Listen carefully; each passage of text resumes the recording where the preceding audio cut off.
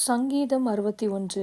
நெகினோத் என்னும் வாத்தியத்தில் வாசிக்க ராகத் தலைவனுக்கு ஒப்புவிக்கப்பட்ட தாவீதின் சங்கீதம். தேவனே, என் கூப்பிடுதலை கேட்டு என் விண்ணப்பத்தை கவனியும். என் இருதயம் தொய்யும் போது பூமியின் கடையாந்தரத்திலிருந்து உம்மை நோக்கி கூப்பிடுவேன். எனக்கு எட்டாத உயரமான கன்மலையில் என்னை கொண்டு போய் விடும். நீர் எனக்கு அடைக்கலமும் சத்ருவுக்கு எதிரே பலத்த துருகமுமாயிருந்தீர். நான் உம்முடைய கூடாரத்தில் சதா காலமும் தங்குவேன். உமது சட்டைகளின் மறைவிலே வந்து அடைவேன். தேவனே, நீர் என் பொருத்தனைகளை கேட்டீர். உமது நாமத்திற்கு பயப்படுகிறவர்களின் சுதந்திரத்தை எனக்கு தந்தீர். ராஜாவின் நாட்களோடே நாட்களை கூட்டுவீர். அவர் வருஷங்கள் தலைமுறை தலைமுறையாக இருக்கும். அவர் தேவனுக்கு முன்பாக என்றென்றைக்கும் நிலைத்திருப்பார். தயையும் உண்மையும் அவரை காக்க கட்டளையிடும். இப்படியே தினமும் என் பொருத்தனைகளை நான் செலுத்தும்படியாக உமது நாமத்தை என்றைக்கும் கீர்த்தனம் பண்ணுவேன். சங்கீதம் 62. எதுத்தூன் என்னும் ராகத் தலைவனுக்கு ஒப்புவிக்கப்பட்ட தாவீதின் சங்கீதம். தேவனையே நோக்கி என் ஆத்துமா அமர்ந்திருக்கிறது. அவரால் என் இரட்சிப்பு வரும். அவரே என் கன்மலையும் என் இரட்சிப்பும் என் உயர்ந்த அடைக்கலமுமானவர். நான் அதிகமாய் அசைக்கப்படுவதில்லை. நீங்கள் எதுவரைக்கும் ஒரு மனுஷனுக்கு தீங்கு செய்ய நினைப்பீர்கள்? நீங்கள் அனைவரும் சங்கரிக்கப்படுவீர்கள். சாய்ந்த மதிலுக்கும் இடிந்த சுவருக்கும் ஒப்பாவீர்கள். அவனுடைய மேன்மையிலிருந்து அவனை தள்ளும்படிக்கே அவர்கள் ஆலோசனை பண்ணி அபத்தம் பேச விரும்புகிறார்கள். தங்கள் வாயினால் ஆசீர்வதித்து தங்கள் உள்ளத்தில் சபிக்கிறார்கள். என் ஆத்துமாவே, தேவனையே நோக்கி அமர்ந்திரு. நான் நம்புகிறது அவராலே வரும். அவரே என் கன்மலையும் என் இரட்சிப்பும் என் உயர்ந்த அடைக்கலமுமானவர். நான் அசைக்கப்படுவதில்லை. என் இரட்சிப்பும் என் மகிமையும் தேவனிடத்தில் இருக்கிறது.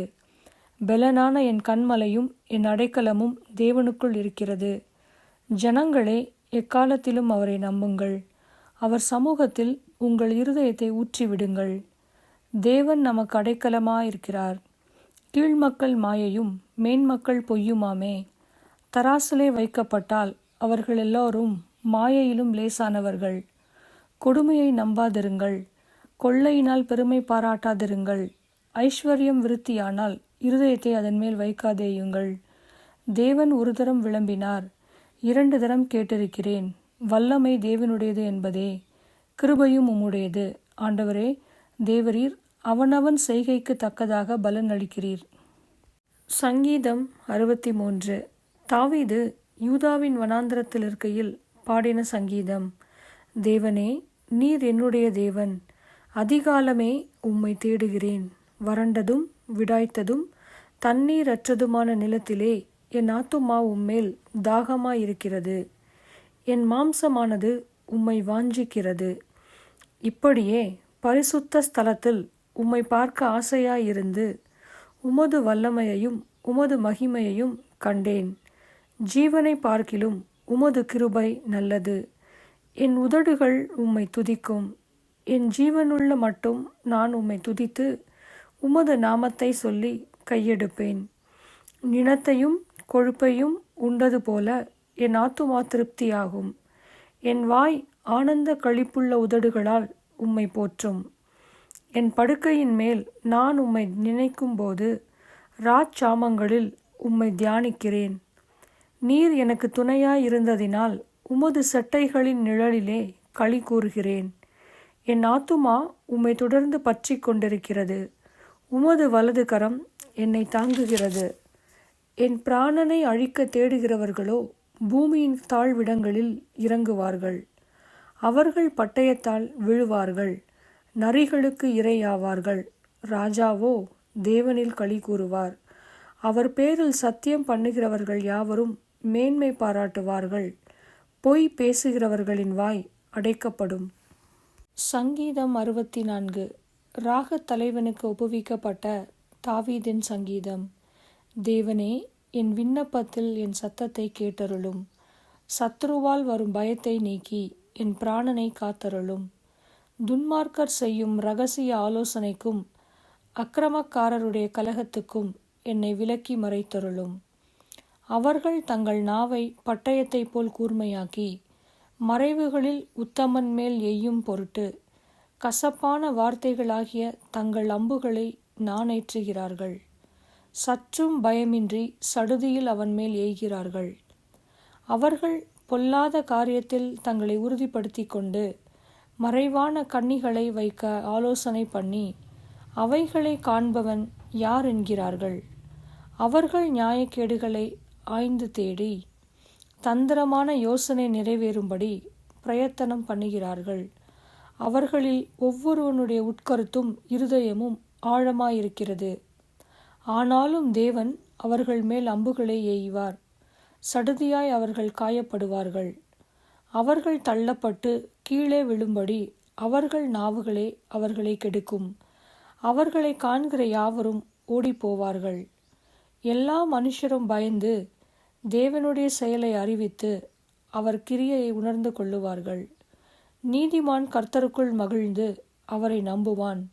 செம்மையான இருதயம் உள்ளவர்கள் யாவரும் மேன்மை பாராட்டுவார்கள். சங்கீதம் 65. ராக தலைவனுக்கு ஒப்புவிக்கப்பட்ட தாவீதின் சங்கீதமாகிய பாட்டு. தேவனே, சீயோனில் உமக்காக துதியானது அமைந்து காத்திருக்கிறது. பொருத்தனை உமக்கு செலுத்தப்படும். ஜெபத்தை கேட்கிறவரே, மாம்சமான யாவரும் உம்மிடத்தில் வருவார்கள். அக்கிரம விஷயங்கள் என்மேல் மிஞ்சி வல்லமை கொண்டது. தேவரீரோ எங்கள் மீறுதல்களை நிவர்த்தியாக்குகிறீர். உம்முடைய பிரகாரங்களில் வாசமாயிருக்கும்படி நீர் தெரிந்து கொண்டு சேர்த்து கொள்ளுகிறவன் பாக்கியவான். உம்முடைய பரிசுத்த ஆலயமாகிய உமது வீட்டின் நன்மையால் திருப்தியாவோம்.